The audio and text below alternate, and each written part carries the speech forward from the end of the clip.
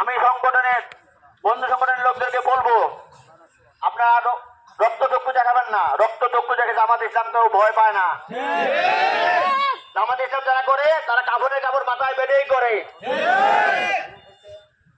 এবং তারা সবাই বইয়ের দেনমোহর পরিশোধ করে আসেই জামাত ইসলাম করে।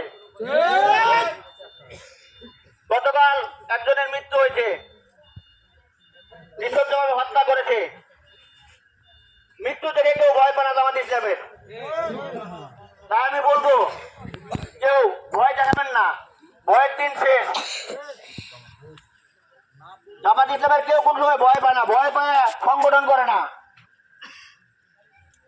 আমি অনেক আগেই আমার বন্ধু সংগঠনের এক সেক্রেটারিকে বলছিলাম যে আমি কাপড়ের কাপড় কিনে রাখছি, এটা আমার সাথে সবসময় থাকে।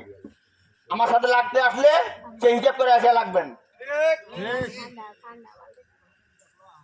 আর আমি বলবো যারা যুবক, আসলে যুদ্ধক্ষেত্রে যদি যুদ্ধ